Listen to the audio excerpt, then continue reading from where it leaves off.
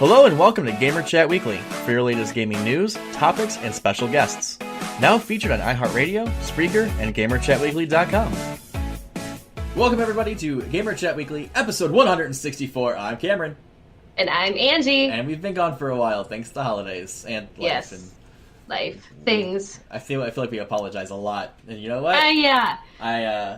Not in 2018, though. Not in 2018. Podcast resolution to get up 3+ episodes a month for all of 2018, regardless of anything that happens. Yes. We owe it to you guys that have stuck around for years, so we love you. And we appreciate you. We truly do. But I think this, due to the holidays and stuff, I think this, in the content of which this podcast is going to be, maybe our last one for 2017. So let's end it well, and then start fresh in the first week of 2018. And that gives us time to finish some projects and stuff that I'm working on, some stuff that Fuzzy's working on, and Angie's working on. We're still here. We're doing things, and we're here to bring you the Game of the Year Awards episode that we do every year. We're going to go down the list of the actual Game Awards that were given out this past week, and then also give you our opinion on what we thought should have been Game of the Year and why.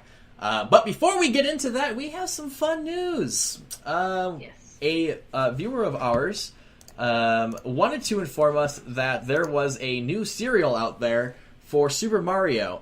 So I want to thank Joe A. Miranda for hitting us up on Facebook and let us know that there is Super Mario cereal out on shelves right now. Just for the fun news in general. That's something I don't think I ever would have looked up, game cereal.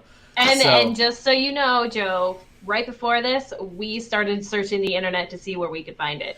Yes, and it turns out it's sold out everywhere. Yes. However, if you want to see if there's a store next to you that does have it in stock, there will be a link down in the description below. It's like a tracker that basically finds a product and tells you what stores are closest that has it. So, and Amazon does not have it. I already searched. We've been looking for it, and I'm sad that I haven't found it yet. But there's a link down below to track it. And hopefully you can get lucky and find it. Essentially, what I've seen from the cereal, it looks like Lucky Charms.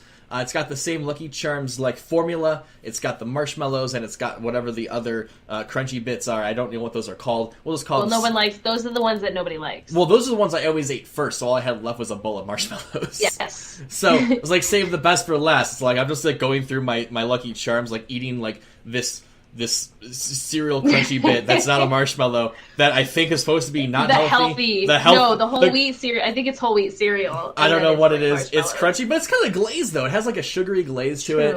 But I always ate that first, and then it was just marshmallow sitting. I was like, yes. So it looks just like Lucky Charms, but the Lucky Charms marshmallows are now replaced with power-ups and stuff from Super Mario, and this is all because of Super Mario Odyssey, which just so happens to have been one of the games that was up for nomination for Game of the Year. Ooh. So, I think we should just break it down, get into the Game Awards Game of the Year, and go from there. All right, let's do it. All right. So, we're going to start big. We're going to go start with Game of the Year and work our way down from there, because that's what everyone's here for, is, what was the Game of the Year. That's the only thing that really mattered, I guess, to most people. There was some categories that mattered more to me than Game of the Year. But here was our nominations. We had Horizon Zero Dawn, Persona 5, PlayerUnknown's Battlegrounds, Super Mario Odyssey, and The Legend of Zelda Breath of the Wild. Nintendo tried to outdo itself.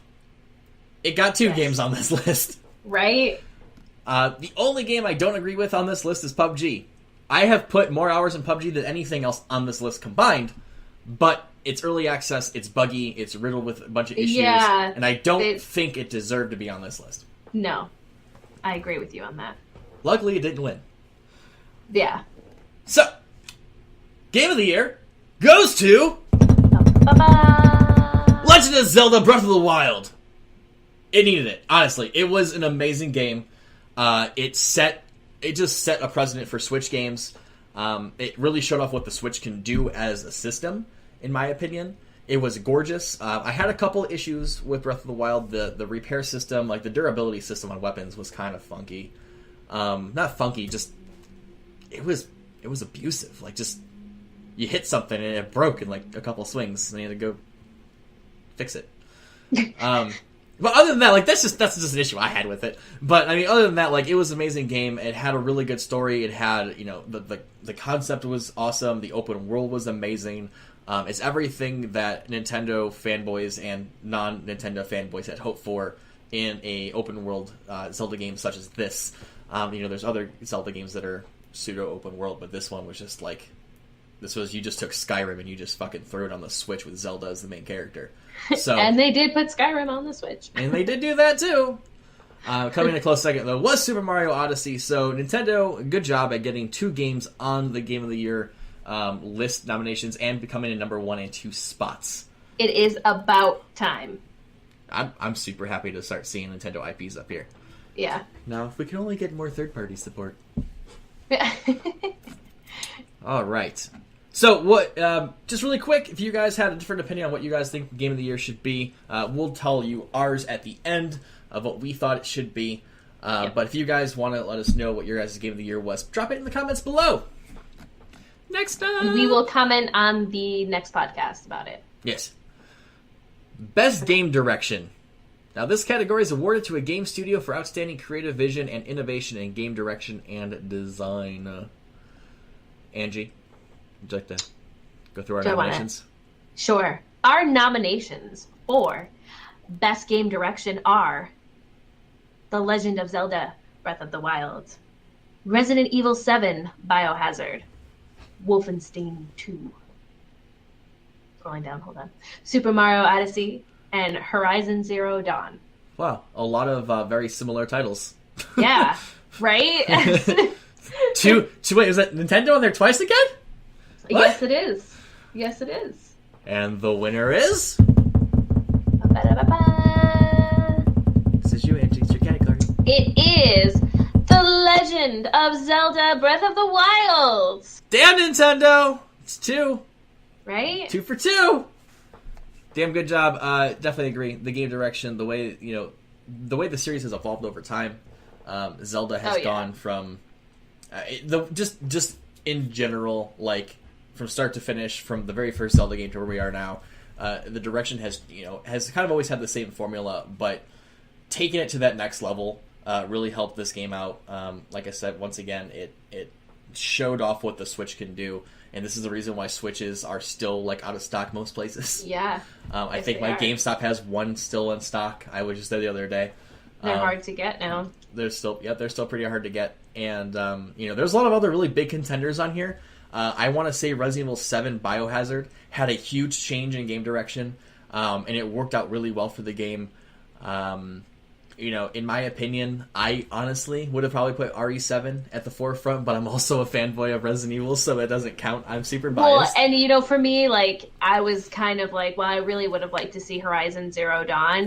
Yeah. However, they're going against games that already have a following. Right. Like, I mean, if you look at, exactly. Horizon Zero Dawn is the only game on here that's not a sequel of something. Yeah.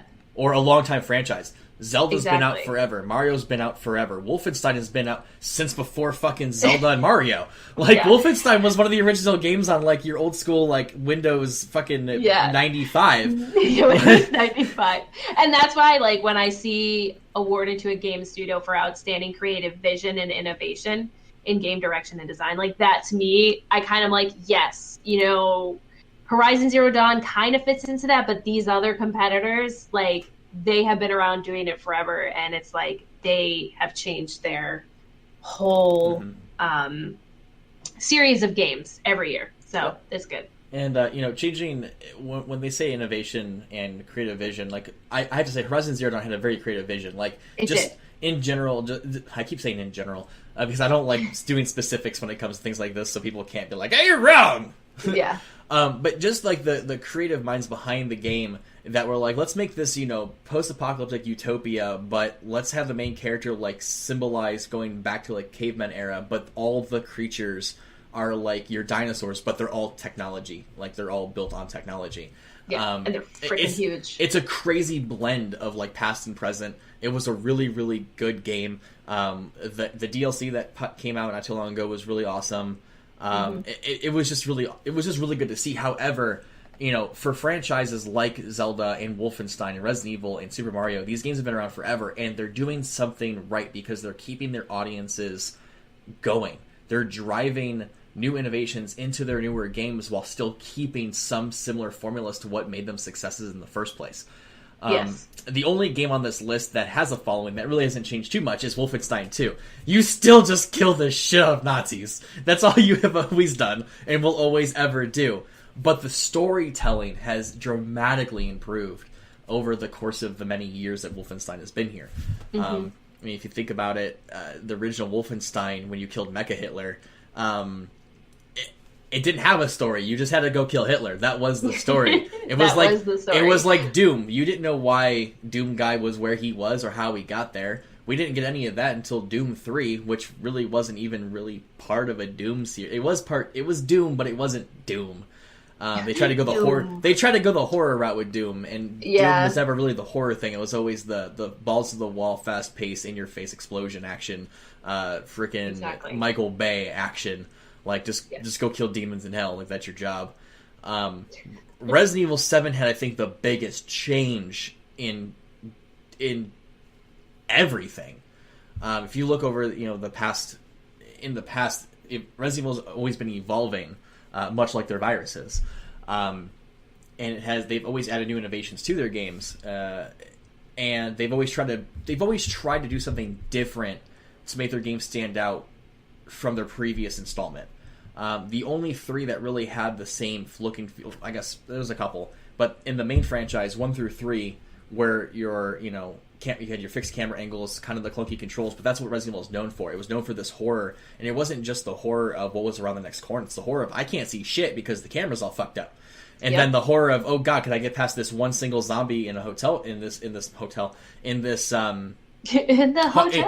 hallway, because I don't know if my controls, when the camera switches, will I end up running backwards again? Like, that was part of the fear of playing RE games. And then, obviously, like, jump scares and shit like that were always crazy. Yes. But then you evolve into 4 and 5, which had this third-person over-the-shoulder type camera. And then they tried to break out of the box again and went first-person with Umbrella Corps, which was very ill-received. I enjoyed it for what it was. Angie and I were in a tournament for it, and we almost won. And it was actually, I didn't not enjoy it. I enjoyed it for what it was. Like, I didn't go into it thinking, oh, this is going to be some crazy new story, and there's going to I think with the worst thing you can do with that kind of a game, because it was a first-person shooter, is going like, oh, it's going to be like Call of Duty.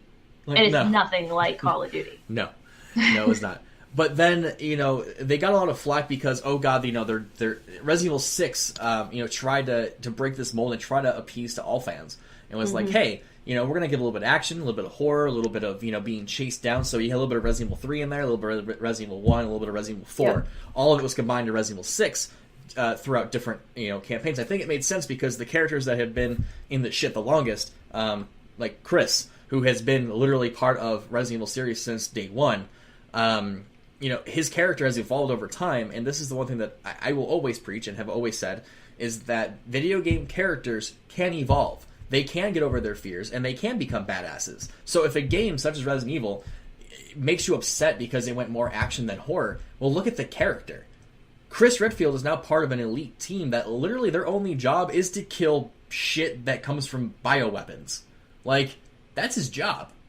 He knows the job. He knows that there's creepy shit, so it's no longer scary to him. But then you look at, another character that hasn't been in it as long, like Jake. He had like the Resident Evil 3 vibe with being chased by whatever the big freaking creature was. I forgot its name. It's been a while since I played RE6.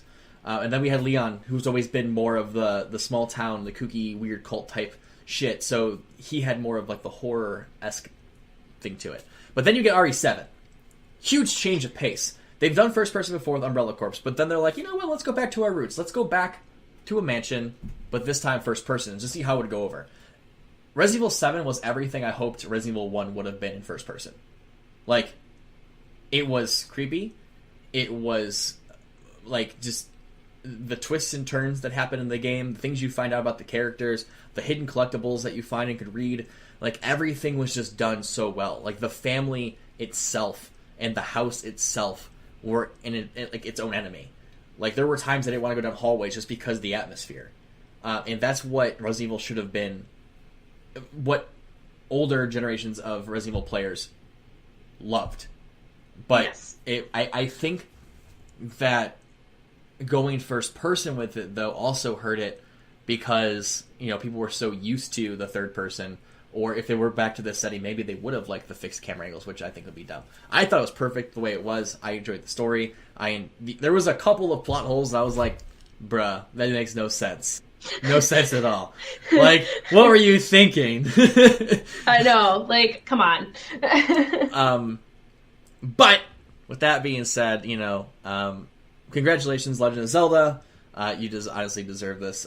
You've kept fans happy forever. I don't think there's really a bad Zelda game out there. And you always change shit up, and people always love it. So, Nintendo, good job. Wow. Enough of that category. Boom. Best narrative. I love this. This category is like one of my favorites because I love stories. So, yay. Go. Best narrative for outstanding storytelling and narrative development in a game. Our nominees are What Remains of Edith Finch, Nier Automata, Hellblade: Senua's Sacrifice. Hopefully I said that right. Wolfenstein 2 and Horizon Zero Dawn. Horizon has now been on all 3 categories we've talked about. And the winner is, for Best Narrative, Bum, ba, da, bum. What Remains of Edith Finch. Honestly, I should have played this game. I have not played this game. I have not played this game. That's why when I saw it, I was like, oh, snap. Now, for what I know of the story, like what I know of the game, yes, it's really good. I have friends that have played this, and they won't fucking shut up. Like, they're like, you gotta play it. You're a horror / indie streamer. Like, you need to play this game, and you need to play it so I can watch you play it, because this game, like, I would love watching someone play this game. It's one of those games that has a story that has like so many twists and turns and just like a very concrete story base. Like, there aren't really plot holes in this game. You can't really jump to conclusions in this game either. It's like one of those movies where you just have no idea what the fuck's going on until the very end, and they tie it all together, and you're like, oh, this all makes sense now. like your mind like opens up, and you're like, oh shit, okay, it all gets put together. It's one of those kind of. It's like a Saw movie without the gore. So this is on my I have it. I have bought it. It's on my to-play list, but I have not played it yet, so I can't comment on it. All I know is from what I've heard out of the 5 games on this list, What Remains of Edith Finch is the one I've heard most about. So, in that right in its own, I guess deserves number 1. So, out of all the games on this list, though, I did really enjoy Hellblade. Hellblade was a masterpiece, in my opinion. So, yeah. I actually didn't get to play Hellblade. Again, Nier I thought was great, but I didn't play it either, and I really wanted to. So now I feel super behind. Nier was the booty simulator. I mean, yes. Never mind. Yes. Hellblade was really cool. It's going back to like Norse mythology type stuff. Basically, the main character is going through her own personal hell, and as she's like in the depths of, I don't think it's Helheim. I forgot what it is. But basically, the entire time you're playing the game, she's hearing voices of like lost souls and where she's at. And I don't know if it's like it's supposed to like simulate what some people go through for some like mental disorders and things like that, and how people react to it and how it drives a character or a person to do certain things. And so basically, she's fighting through her own personal hell, and just the audio in the game alone was fucking amazing. I don't want to talk about too much because it is a rather short experience. Short compared to most AAA titles out there, because this isn't a AAA title. It's not really an indie title either. It's in between. It's created by Ninja Theory, who's made a couple other really awesome games. But I think Hellblade took storytelling to a whole new level with a main character that's flawed, and I really enjoyed everything. It's actually really cool. Yeah, it was really, really good. Because there's not too often that you see a character that's flawed in a way that people aren't used to. Like, you have your typical like hero flaws where they drink too much or they lost a loved one or something like that. But what she goes through is much deeper, and I don't want to say anything else because I don't want to ruin anything. Because it is an experience that everyone needs to they need to play. So yes. Yeah. I talk a lot, and I don't have any anything liquid next to me other than moonshine, and I'm not going to sit here and chug moonshine mid-podcast because this can get interesting. Moving on to the next category, right, which is... Take it away! Best Art Direction for Outstanding Creative and or Technical Achievement in Artistic Design and Animation. And our nominees are Cuphead, Destiny 2, The Legend of Zelda Breath of the Wild, Persona 5, and Horizon Zero Dawn. Again, Horizon Zero Dawn is in this. It has been in everything. Right? I hope it gets one. All right, and the winner is Cuphead. That was honestly a no-brainer at all. Cuphead, it really was. Cuphead was hand-drawn. Like, yes. you can't beat that. That is great. That was absolutely... It's so beautiful. That game is... I mean, all of these games are beautiful. I think out of all these games, Destiny 2 needs to get the fuck off all the lists. This just needs to go away. I love Destiny. Yeah, I love Destiny as well, but they piss me off. They can leave. They can get off. We'll talk about that. You can leave Destiny. I am happy Bungie and Destiny didn't win shit this year, okay? Stoked. Yeah. Destiny really let everyone down. That's true. Activision and Bungie, if you are hearing this, which you're probably not. No. But if you do, you let me down, and I'm very disappointed. And I will keep tweeting per usual. And I will tweet you every week that you're a disappointment until you notice me. I mean, and it's good to see Atlas. Atlas is a developer or publisher. Developer. Well, I put them together. Atlas has been around forever. They're both. I guess they're both. Yeah. Atlas has been around forever. Like, they were making games in like the 90s. I'm pretty sure. Yeah, I'm on their email list. Yeah, like and it's good to see them still producing games that are worthy of anything. Yeah, Persona was on here twice so far. Yes, because it was also in it was a game of the year. Persona 5, my god, that game is Persona 5, The Hunt for a Waifu. That was what I called it because God, the nurse. Oh, I'd let her stick anything in me. Persona 5 was a great game, and I definitely do believe that it deserves to be on Best Art Direction and Game of the Year. It's one of those games that people have waited for a while. It's one of those games that has a large following, has been around for a long time. I had friends that were like, the moment they heard any little bit of detail that Persona 5 was even coming into existence, they were like running around the fucking like yard, lift their shirts off and throwing around, like whirling them around. And I was like, oh, you guys are crazy. But then, like, I played Persona 5. I'd never played any other Persona games, but I did play Persona 5. I didn't beat it, because it's too long of a game for me for what I do with my life, unfortunately. Like, my one friend's like, yeah, I just played 74 hours straight. I'm like, are you okay? He's like, I'm only halfway through the game. I'm like, oh my god. But from what I played from it, I loved it. It had a really good art direction. It reminded me of like a Final Fantasy meets Danganronpa type of game. It was funny. There was lots of like really, really good puns that like made my day because I consider myself like a pun connoisseur. So I think Atlas had a lot of fun making the game, and it definitely shows that they really love the project. So, but Cuphead. That's blood, sweat, and tears, baby. For years, blood, sweat, and tears. That's hand-drawn animations. Like, that's ridiculous. They definitely deserved Best Art Direction. A well-deserved win. The game is rage-inducing. All I can say to you guys that haven't beat it yet, get good. And if that makes you angry, I'm sorry, get good. Because with perseverance, you could do anything. So get good. All right, let's go on to the next. 2 categories left. Yes. 2? Yep. Okay. Oh, no, there's 3. Sorry. Okay. No, there's 2. 2 that we're doing. You did the Best Art Direction, right? Yes. Yeah. Okay. This is your turn. Yeah. Best Score / Music for outstanding music, inclusive of score, original song, and/or licensed soundtrack. Our nominees Nier Automata. Destiny 2. Get the fuck out.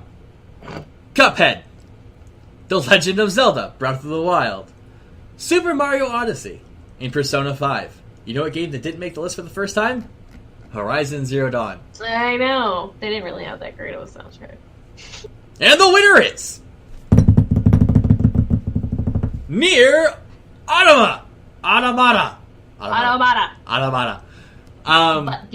Butt game. Booty. Had an amazing soundtrack though. Like, Booty. it was a damn good soundtrack. It wasn't one of those games where you hear like the same song 8,000 bajillion times. But if you did happen to hear a song twice, you were like, "Fuck yeah, it's this song again!" And you just like dance around. It's like it's got like a soundtrack that rivals Tony Hawk's Pro Skater 2. Like Tony Hawk's Pro Skater 2 is one of those soundtracks that you just like. You'll never forget it. I mean, I never have. I mean, there's still times I'm sitting here like playing Rage Against the Machine because it's just such a freaking good song. And then hearing that in Tony Hawk's Pro Skater, you're like, yes, let's go grind some rails. And Nier was a very interesting game. I mean, it was a very unique experience in general with how it played. Like there was like 2D side scroller type sections. There's 3D stuff. There's the bullet hell area. Like it was overall all around good game. But the music matched every section so well that it definitely deserves to be here. Destiny, not gonna lie, as much as I hate Bungie and Activision for what they did, Destiny 2 had an amazing soundtrack that actually made me tear up the first time that the tower was attacked. Like, yes. The whole section where you're going from the tower to the farm in the very beginning of the game, like, I was like, oh shit.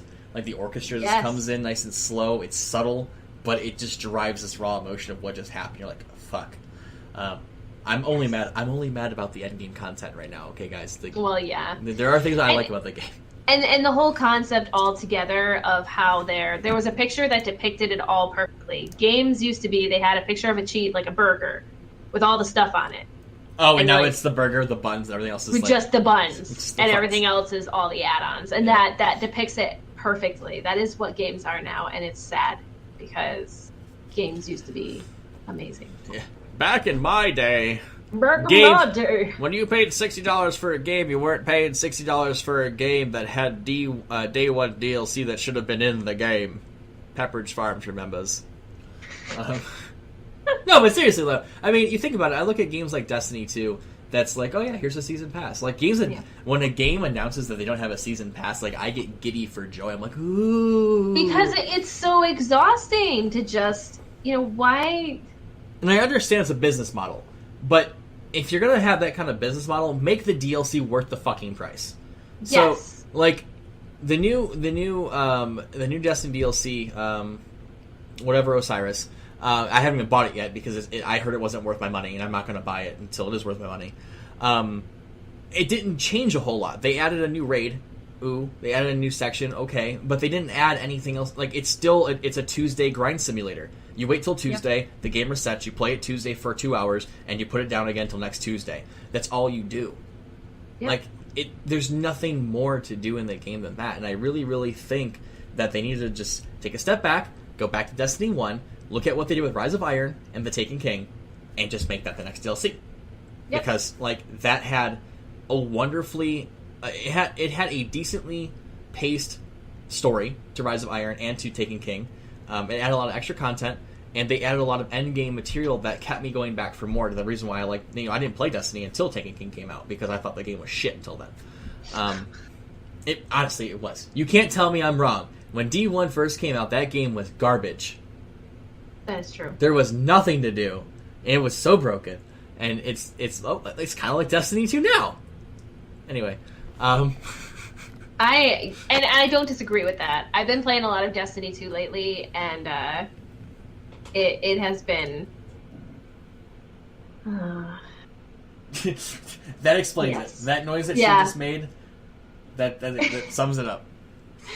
Yeah. It definitely does. Mm-hmm. Super Mario definitely deserved to be on here. Legend of Zelda, obviously. Persona 5 had a great soundtrack. Yep. Cuphead, fun and funky. Yep. Good old cartoon style type stuff. Moving on. Best audio design. Ba-ba-ba. All right, best audio design, recognizing the best in-game audio and sound design. And our nominees are Hellblade. Yeah, I don't even know how to say that. I kept saying Senua. That's what I want to say. Senua. All right, we'll just say Senua's Sacrifice. I apologize if we're pronouncing that wrong. Correct us if we are. Destiny 2, Resident Evil 7, Biohazard, The Legend of Zelda, Breath of the Wild, and Super Mario Odyssey. Woohoo! Woohoo! And the winner is Hellblade. Senua's Sacrifice. This is a game I totally agree with on this list. I gotta play it now. You have to play. Like, I gotta play this now. This when I was going back to like the whole like mental disorder, like you hear voices in your head the entire time, and there's times where they'll help you and times that they'll make fun of you. And that's from the start of the game to the end of the game. You have these voices in your head the entire fucking time. Okay. And it just plays on your mind and like your actions that you take, because there is times that the voices will say there's someone behind you. They'll say, "Watch out, someone's behind you." And like this echoey, like weird 1,000 voice entity thing in your skull, and you turn around, there's nothing there, and they make fun of you for looking. But then there's times they'll say it, and there is something there. Or if you get hit, they'll like criticize you for like every like wrong move that you make in combat. It's like it's just so fucking good.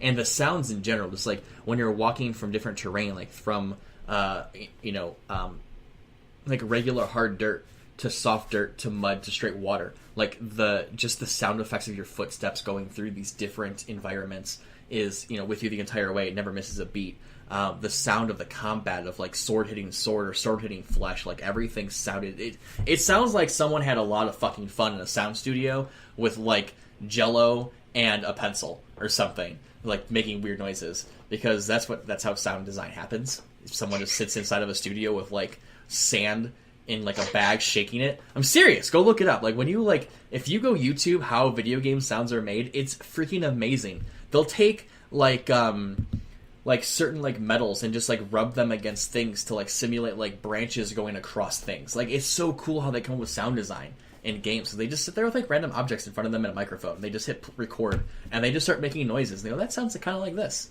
Like, if you ever took like a big thing of like really thin like sheet metal and you go whoop, whoop, whoop, whoop with it, it sounds like thunder. It's the same concept. That's actually really interesting. So like when they're making like the squishy mud noises, it's literally like someone just like hitting their fist like into like some random squishy material, and that's your mud. Like it's really cool. I highly recommend that if you guys have never seen how sound engineering happens or sound design, go YouTube that shit. It's really really cool. Like look at it and then close your eyes and imagine what they're trying to go for. It's exactly spot on. That's cool. You know what? We'll go. I'm going to jump around at this point. Okay, go for it. Because there's a couple that don't really matter to gaming, that don't matter to what we're talking about. I do want to go over best performance, though, because I think best performance definitely deserves to be on this list of things that we're talking about. Best performance, awarded to an individual for voiceover acting, motion, and or performance capture.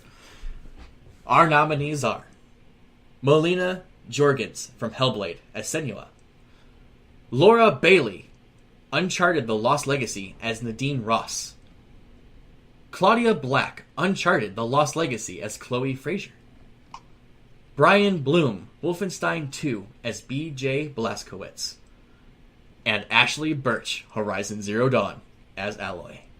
Aloy. Aloy? Yeah. Aloy, not Alloy. Alloy's 2 L's. Yeah. Aloy. And the winner is Melina Jorgens from Hellblade as Senua. She won due to voice acting, and she also won because she mocapped her entire character.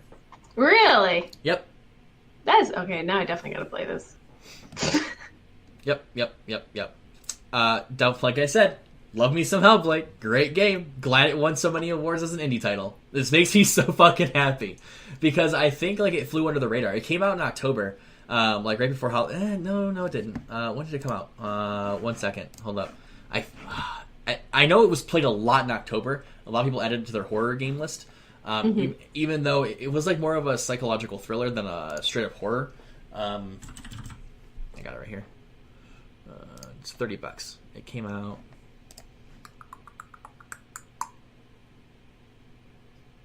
Okay, it came out in August. August 8th was when it came out. Very positive reviews. There's over almost 13,000 reviews, all positive. Wow.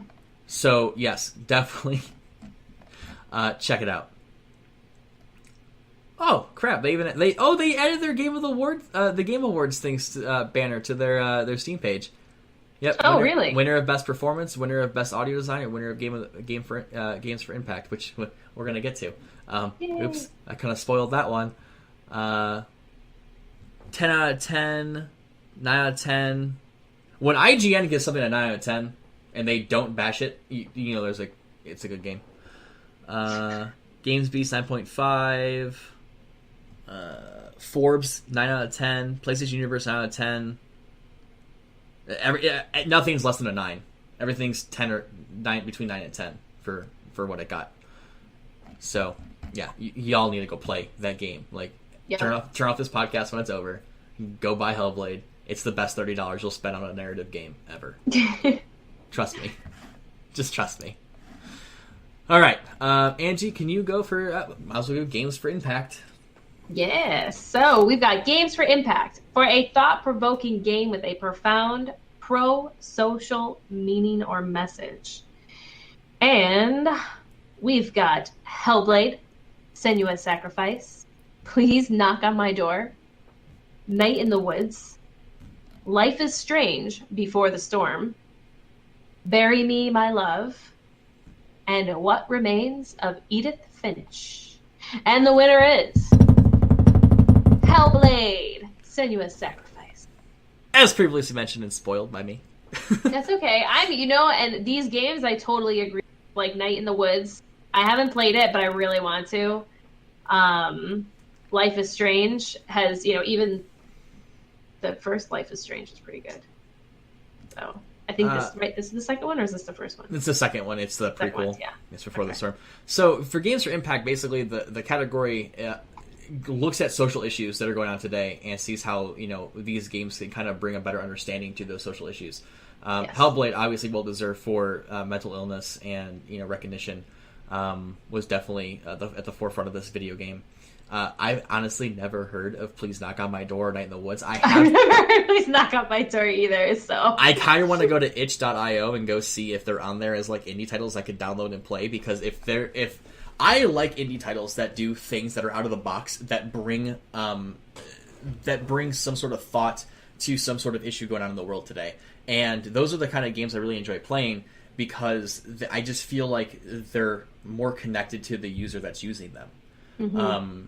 You could play Call of Duty all day long. You can play, Grand Theft all day long, but like, there's no connection. You're literally just doing random stuff. You're just mindlessly just shooting things, and there's really no connection to like really what you're doing. I think maybe Call of Duty Black Ops may have been like the last one that really had like an impactful type of thing because of what Mason was going through. Yeah. And that, like, I believe that, like, really hit a lot of, things, seeing the way he saw things with, the PTSD and the torture he went through and the mind erasing, like, everything that he went through as a character. I think that was the last time, in my opinion, that Call of Duty had, like, a really impactful story that brought some sort of, issue that not plagues, millions, but millions are affected by. And, which is why you're not going to see Call of Duty or Destiny on this list, because there's really nothing, impactful about what they do. I mean, fuck Gary for killing the tower, but... so I do want to go check out Please Knock on My Door and Night in the Woods, if those are games that... I already know What Remains of Edith Finch. I already know that should be here. Like I said, I haven't played it, but I've heard so many good things. Bury Me, My Love also looks interesting, and I have not had a chance. I own Life is Strange Before the Storm, have yet to play it. I have a library of 300 plus games. It's so hard to play everything. What you said that you were looking for, that you want to play Night in the Woods. Do you know what it's about? Can you tell me a little bit about it, if possible? Which one? Night in the Woods. You said that you wanted to play it. I forgot. It's been a while but give me 2 seconds. So Night in the Woods, I know, is a very good storytelling type of game. A lot of people, let's see, it's the single player. I don't remember exactly. Bear with me while I look. I know it's based on exploration. That's character meet and lost across slash. Okay, that tells me nothing. Okay, a college dropout, May Borowski, returns home to the crumbling former mining town of Possum Springs, seeking to resume her aimless former life and reconnect with friends she left behind. But things aren't the same. Home seems different now, and her friends have grown and changed. Leaves are falling, and the wind is growing colder. Strange things are happening as the light fades. And there's something in the woods. Bam. Damn. I'm gonna go check it out. Right? That definitely seems like something I would like to check out. Yes. Easy and then after this, I'll go look up Knock on My Door as well as Bury Me, My Love, because if a game ends up on Game of the Awards section and they're indie games, like I need to go check those out because like I love me some indie games. One of my favorite horror indie games is oh god, why is it not coming back to me? Oxenfree. There we go. Okay, yep. I played Oxenfree at least 12 times, and I want to go back and play it again. Like, that game was a fucking masterpiece of a game, in my opinion. It's one of those games that you don't think could be scary because of, like, the art direction and, like, the way you play it. But, hot damn, there were moments I was like, what the fuck is going on? So, like, because Oxenfree wasn't a game that was originally on my radar at all until I saw it, like, on a list of, like, you know, best indie horror games to play. So, like, when I see indie games on these kind of lists, I want to go play them because they gotta be good. Like, yes. I have played so many indie games that are just straight up just bad, whether it was due to funding or, you know, developers rushed it out or it was their first project. I'm not saying they're bad in a way that, you know, they're unplayable, but just like, what's it called? Is it called like your freshman attempt or something like that? Like trying to do a project as your first project, but then you get significantly better as each project goes on. So, you know, I definitely want to go check out some of these games on here. I definitely need to go play What Remains of Edith Finch and get on the freaking Life is Strange bandwagon. But yes. Definitely Hellblade definitely deserves the win here, though, in my opinion. For what I know and what I've played and everything. I'm gonna just breeze over a couple here that I don't really want to get too much in detail about. Best ongoing game, awarded for a game for outstanding development of ongoing content that evolves the player's experience over time. Overwatch 1. There's no surprise. Like, no fucking surprise there, boys. None. Best mobile game. Now, this is something that's interesting because I play some mobile games, but I have none of these installed on my phone. So I'm going to go through really quick. Best mobile game, Monument Valley 2 won Best mobile game. Never heard of it, never seen it, never seen ads for it, never popped in my Google Play. I don't know what it's about. I might go download it now. Fire Emblem Heroes. Big game. A lot of friends of mine play it. I don't have it downloaded nor have I seen anything for it. Super Mario Run. It had some backlash from the beginning for its like pay-to-win type of features, but I think they got rid of those. Old Man's Journey looks like Moby Dick. Pretty sure it's Moby Dick, but for your phone. And then Hidden Folks is just a souped-up Where's Waldo.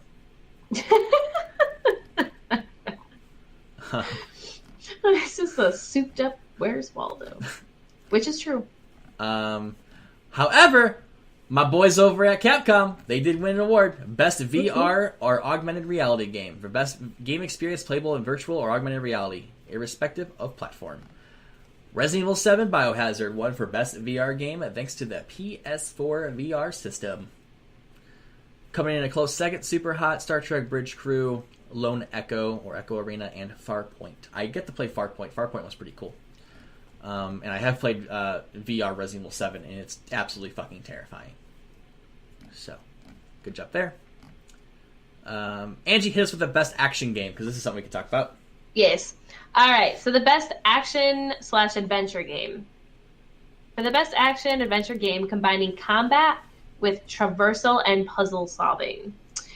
And our people are The Legend of Zelda, Breath of the Wild, Uncharted, The Lost Legacy, Assassin's Creed Origins, Super Mario Odyssey, and Horizon Zero Dawn. And the winner is The Legends of Zelda, Breath of the Wild. Not surprising. Not surprising at all. But honestly, the other ones too, there's good competitors there. Yeah, I honestly think, I honestly thought at one point that Assassin's Creed was actually going to win this.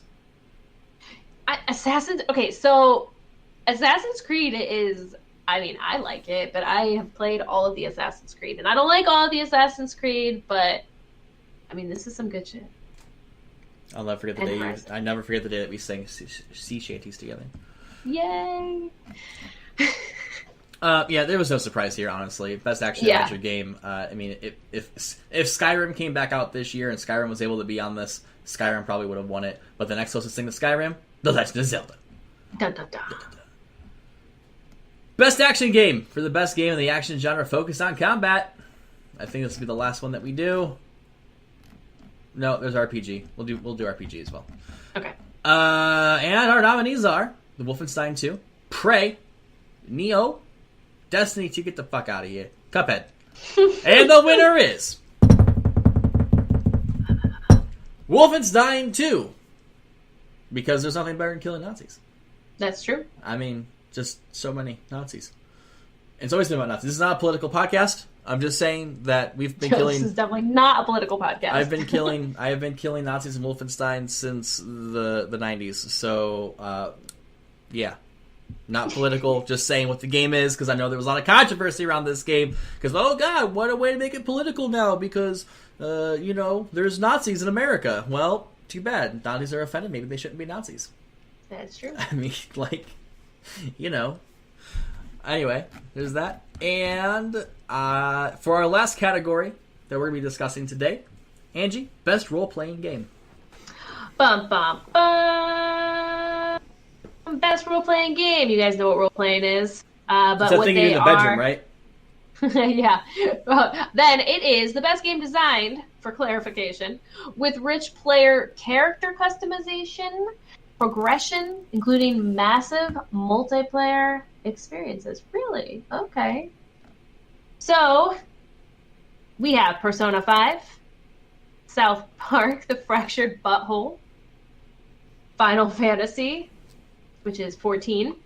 15. 15? 15, sorry. 15? I don't know why I did that. I know it's 15. Alright, anyways. Divinity, Original Sin 2, and Nier Automata. Automata. And the winner is Persona 5. Honestly, no contest there. Like South Park. I can't even. Dude, South Park was a great game, and actually, I believe South Park: The Stick of Truth won Best RPG when it came out. It did. I think it did.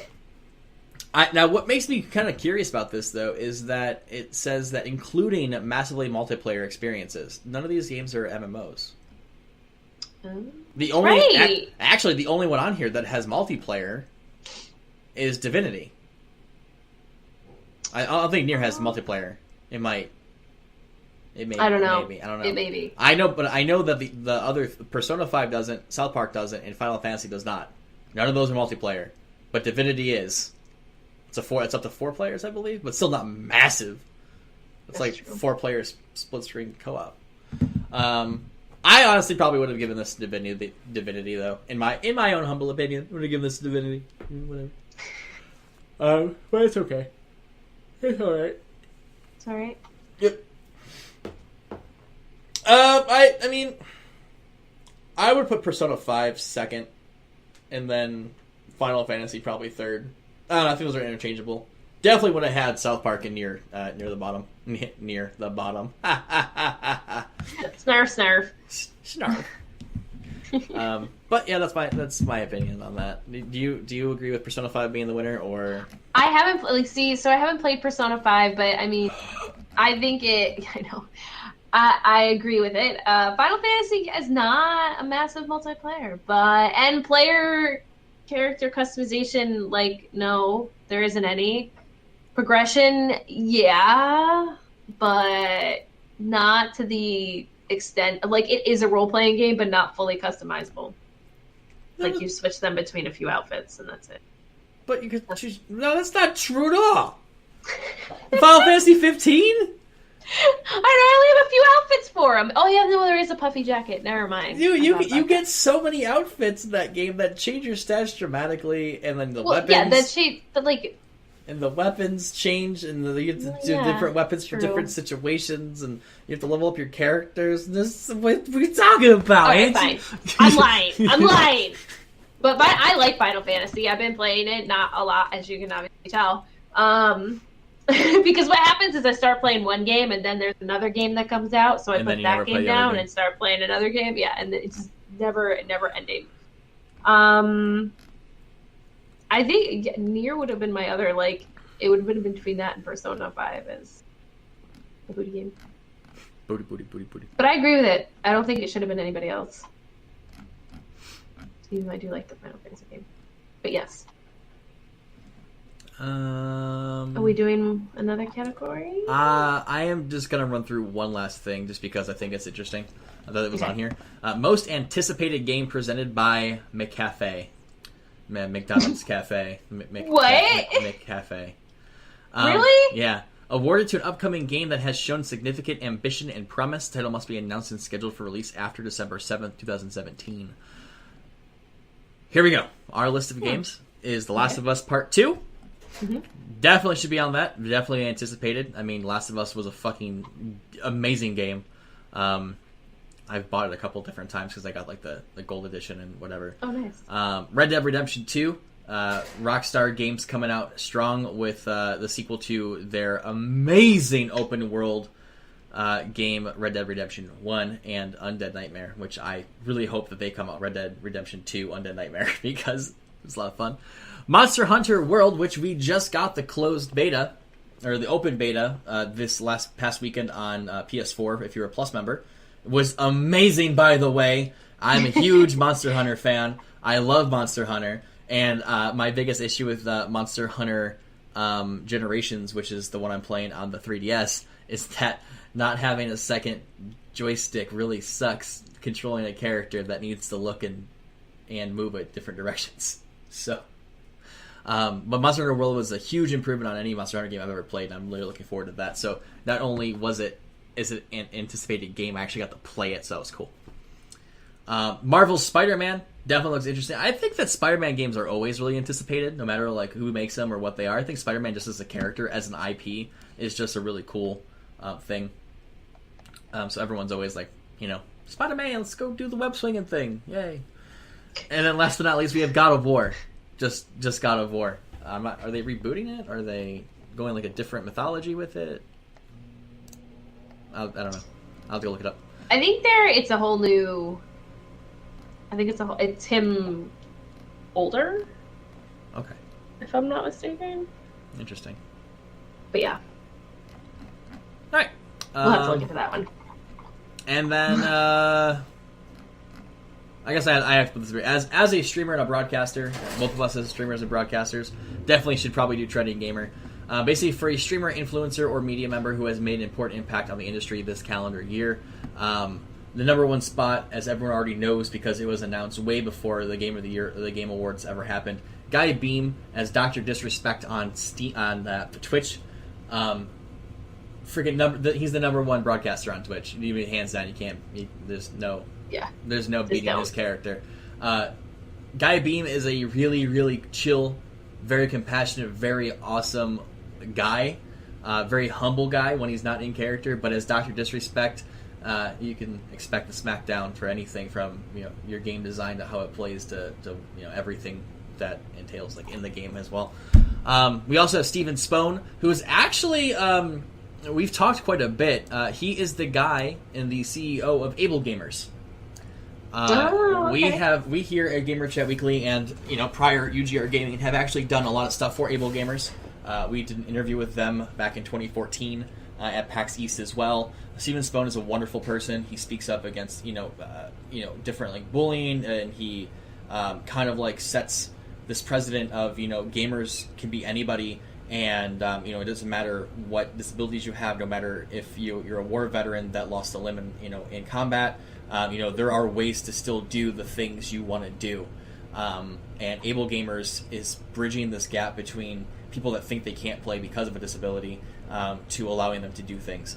The last time I got to hang out with them, for people that don't have use of their hands, they had this eye tracking hardware that allowed you to play certain games just using your eyes, and it worked really well. I remember when me and Brandon went, Brandon was filming me actually play this game, and we were basically playing like a game of asteroids, but I would just look at an asteroid, and it would just shoot lasers at the thing I was looking at. It was so freaking cool.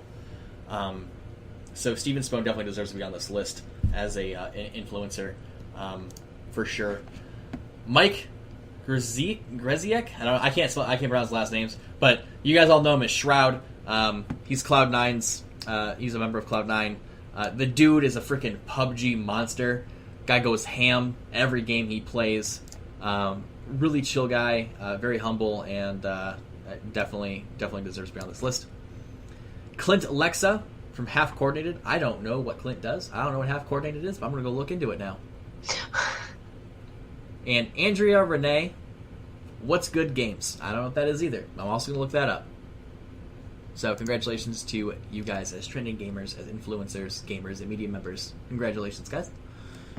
One day, I hope that we're on that list. Trending podcast.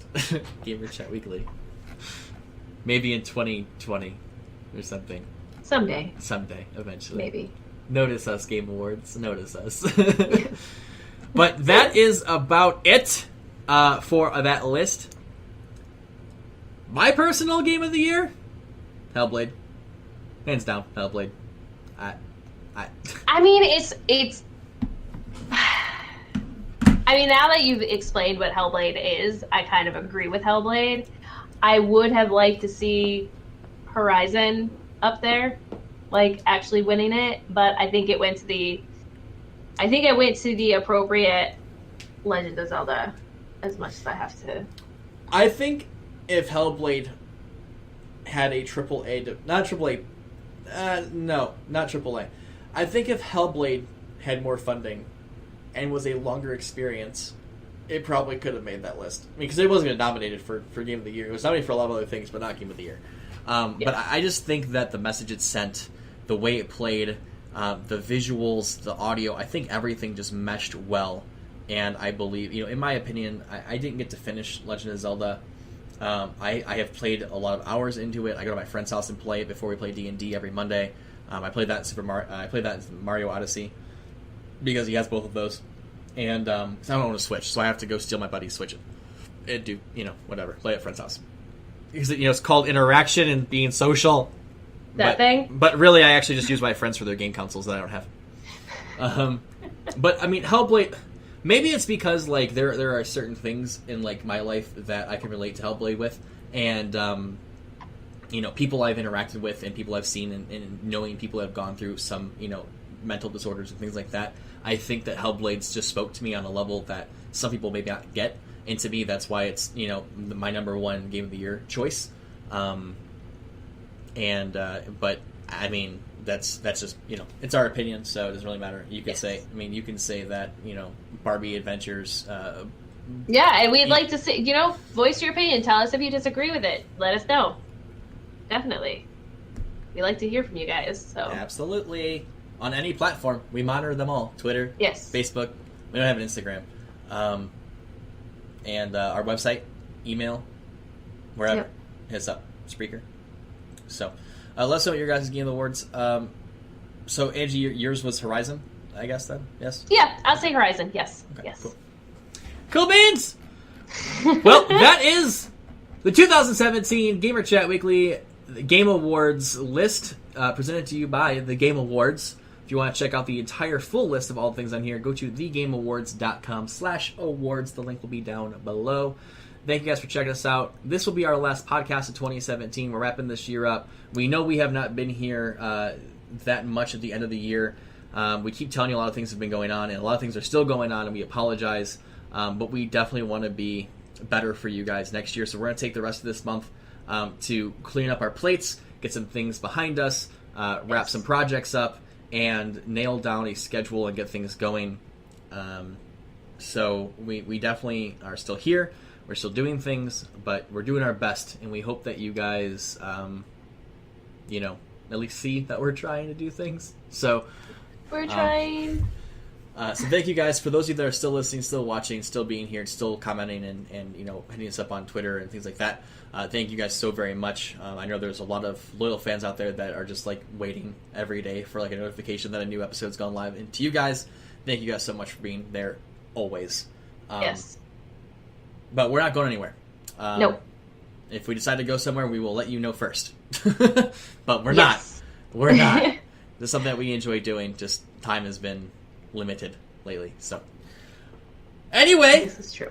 We love you guys. Thank you guys so much for Kick-Ass 2017. I really enjoyed. We really enjoyed doing this. Much love to all of you and to all of our sponsors and to all of our partners out there. Thank you guys so much for still being there with us and believing in us. And to our community, thank you guys. Look forward to a lot more Twitch streams in 2018. We just got our branding done for our new Twitch account. So please check us out on Twitch, twitch.tv/GamerChatTV. And yes. That being said, I want to wish you guys all a Happy New Year, Merry Christmas, Happy Holidays. If you don't celebrate Christmas, that's cool with me. Enjoy your time with family, friends, loved ones. And from all of us here at Gamer Chat Weekly to you, thank you guys so much. I'm Cameron. And I'm Angie. And to all a good night! Thank you for tuning in to Gamer Chat Weekly. For current and past episodes, make sure to visit GamerChatWeekly.com. Stop by next week for more news and gamer shenanigans. See you then!